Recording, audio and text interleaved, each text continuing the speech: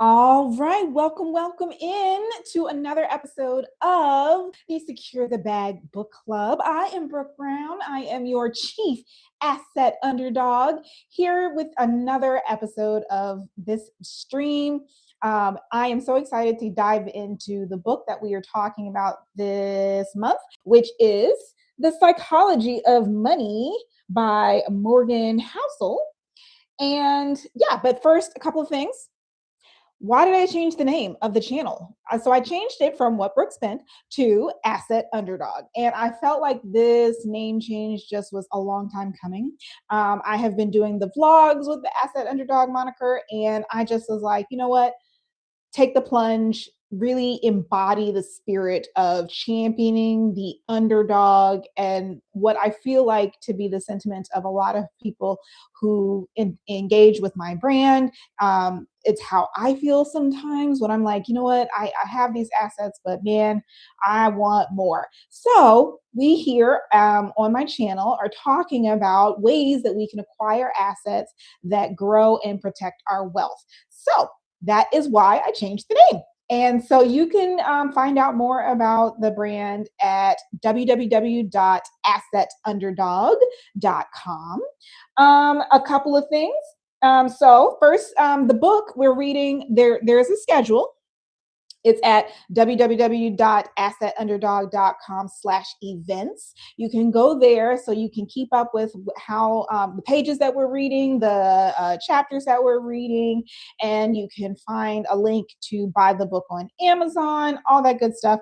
And then also, I've also linked in the description below, I've linked the Spotify playlist, which is for premium users. It has all the audiobooks, versions of the books that we have discussed so far in the book club. We are on book 7, so there's a wealth of knowledge to catch up on.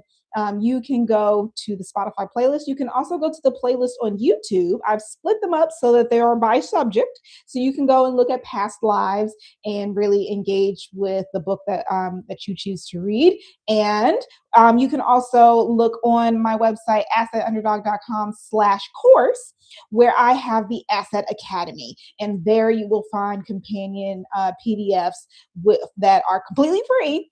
And the course is completely free, and it's there for you to learn, engage with past discussions, and really like make the material come alive for you. So that is that on that. If you're tuning in live, go ahead and shout yourself out in the chat. Or if you're watching later on, would love to hear from you in the comments section, of course, as is our custom. Okay, and then last but not least, I would be remiss if I didn't remind you that the Asset Underdog Organizer that trains your financial decision making is available for sale. And the link is in the description as well. And it has some really good stuff. It's got an investment tracker. It's got a network tracker, book tracker, a tracker for your passwords, a tracker for or decision exercises. It's got a note section, and it's got 20 whole pages of financial literacy lessons that, like, along the way, I have just gleaned all this knowledge, and I put it all together in this really compact, really portable planner. So you can go ahead and purchase that on the Shopify site. Okay, so let's get into the book. I know that was a lot of catching up, but we have to do what we have to do. We have to make the announcements work out. So there you go. Okay, so for this section, we covered chapter 1 through chapter 7. And so chapter 1 was called No One's Crazy. And I really want to know, how do you feel after reading that chapter? Because, oh my gosh, how I felt? Okay, pause the video and comments in the discussion section if you felt a way about the section No One's Crazy. Okay, pause.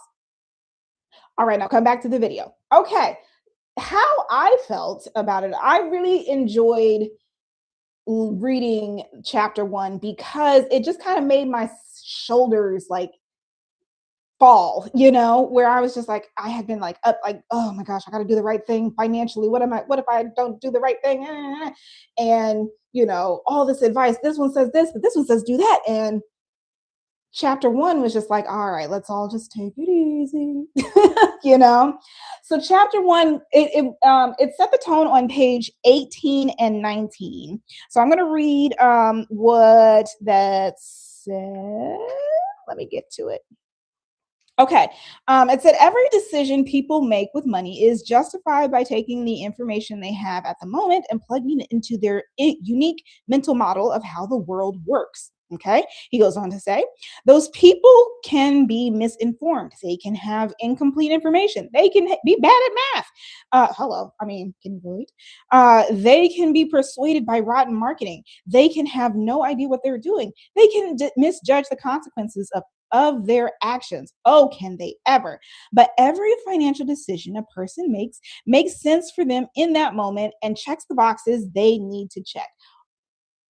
Every financial decision has criteria for us, right? And it's very personal, it's very subjective. And I love that he goes into talking about all the ways that we can be misled, but also perfectly right in our eyes. He mentions that they tell themselves a story about what they're doing and why they're doing it, and that story has been shaped by their own unique experiences. What a dose of empathy. A lot of financial books are going to be like, shame, shame, wag my finger at you for buying fast food when you could be eating beans and rice and paying off debt or whatever. Who says about what you should do financially, right? But then it goes into the example of lottery ticket win or not lottery ticket winners, but just lottery tickets, right? And how the poor tend to be the largest consumers of buying lottery tickets, and how this can seem very crazy for us because you have a 1 in millions chance of winning the lottery, but they still waste, not waste, but like, they still use precious, resources that they could be using as a financial cushion on lottery tickets. Like they sit to the tune of like $400 on lottery tickets every year. And it makes sense to them because of the experiences that have shaped them, the desperation, the feelings of other opportunities, other avenues for success are just so out of reach that I would rather take my chances on the lottery.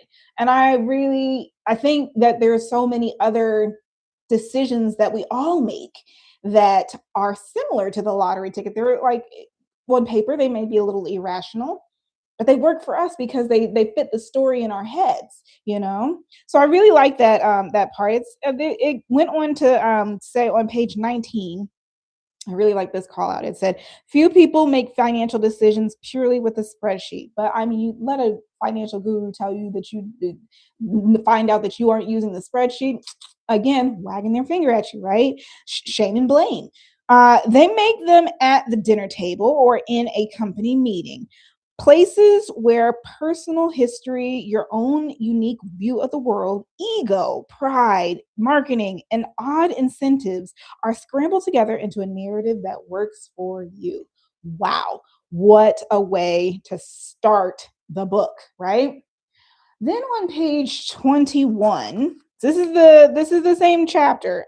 We're just still in No One's Crazy, but on page 21, it went into talking about how all these different like financial products, like the 401k, the Roth IRA, student loans, consumer debt, are all still in their infancies relative to human like history, right? It said that it's only until the 1980s that a dignified retirement took hold, like the concept of a dignified retirement took hold. Until then, everybody just kind of worked until they died. The 401k did not exist until 1978. The Roth IRA was not made until 1998. Oh, hello, right? We're not crazy. He said, we're not crazy. We're just newbies. And I was like, I couldn't agree more. And here I am, like adulting like a champ in that context. Hello.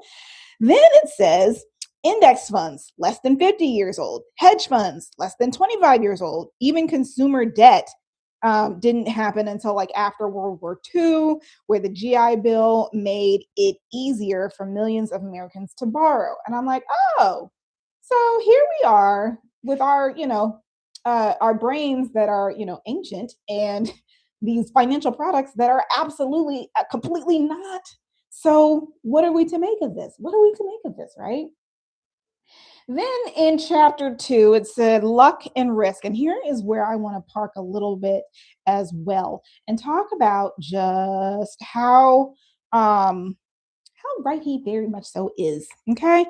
So he said he talks about this example of how Bill Gates, founder of Microsoft, or one of the founders of Microsoft, um, had a computer in his high school, and he was able to learn about computing and doing all that stuff in high school, and how that's a 1 in a million shot at you know a career that now has made him billions and trillions of dollars, right? Um, then on the flip side, his friend in high school, Kent Evans, who was also like very excited about computing, very excited about the school computer, making like genius decisions about programming and stuff like that in the school. And he ends up dying. Spoiler alert, I guess. He ends up dying in a mountaineering accident. And again, a 1 in a million chance of dying in high school from a mountaineering accident. Like the odds are not stacked in his favor. Or, well, I guess they would be stacked in his favor if he didn't die. So this idea that the world is too complex to allow 100% of your actions to dictate 100% of your outcomes. That is what this chapter, luck and risk, was about. Was this idea that, like, yes, you can do everything right and things can still go wrong. So again, I titled this stream, "What are we to make of luck and risk?" Because that chapter for me was like, well, dang, what are we doing here? Because if my decisions don't matter, then maybe I should just not. And yeah, it kind of was like, so if chapter 1 was like, whew, what a relief, chapter 2 was like, wait, what? Let me know if you are tuning in live. Go ahead and shout out yourself. Would love to shout you out live on the air. So yeah, this idea that, there could be accidental impact from the consequences of your actions that you didn't prepare for, you didn't account for. And so you do have to weigh that into your considerations when it comes to managing your money, right? So chapter 3 was about just it was called Never Enough, and it talked about just the importance of not being greedy, because it leads to financial ruin. Yes. On page 40, I love this description of Bernie Madoff's the famous Ponzi scheme criminal. He had this completely legitimate, fraudulent business. And I love this sentence. It just made me crack up as soon as I was listening to it on the audiobook. It made him hugely successful, or it made him hugely and legitimately wealthy, and yet the fraud. And I was like, oh, that's funny. Anyways, I just thought I'd bring that up because book clubs are about what you enjoy too, not just what you learn. And then let's see, where are we on? We are on chapter 4, which is compounding. In the chapter compounding, he talked about like Warren Buffett and like how unique his situation is. And I was like, let me find out that these books that I've been trying to check out from the library for the longest, about like, there are these volumes, they're like this thick, and they're like all about Warren Buffett's investment strategy and how he's just such a genius at this value investing strategy and whatnot. And his mentor did this and he did that. It turns out you just had to be a child prodigy in investing the way that he did at like 10 years old, and then just keep investing that way until you hit 89 or however old he is, and just keep going, and you'll be a multi-billionaire like he is. And I was like, okay, I need to give the Warren Buffett praise or rest. I don't know. Chapter 5 was getting wealthy and staying wealthy. It talked about, where did it? Let me see. Do, do, do, do, do. Oh, page 63. Do, do, do. Um, so the chapter's subtitle says good investing is not necessarily about good decisions, it's about consistently not screwing up.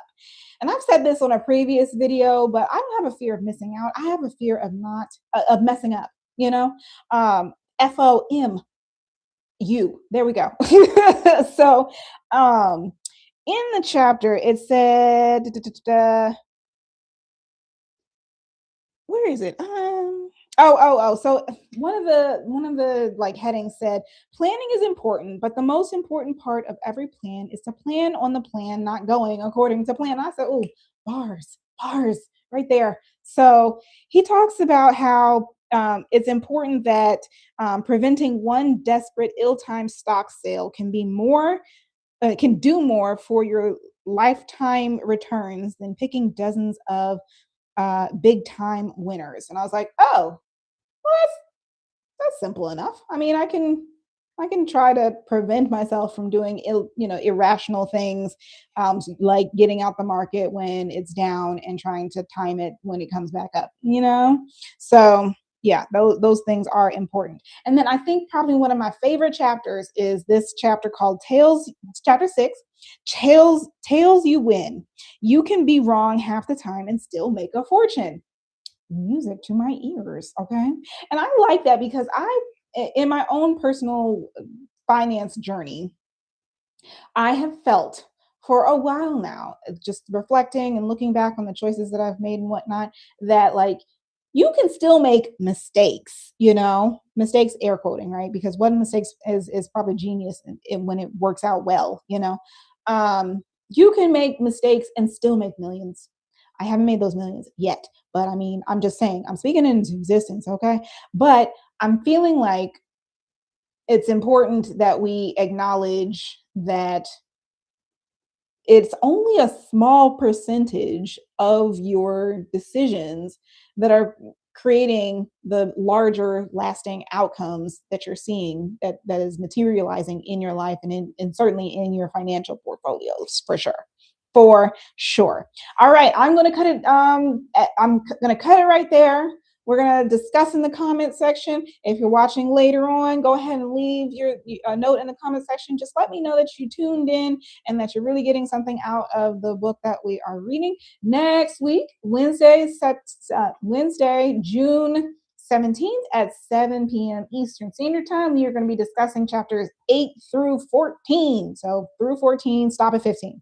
There you go. Make sure that you tune in for that, and make sure, as always, you tell the others. All right. Bye, asset underdogs.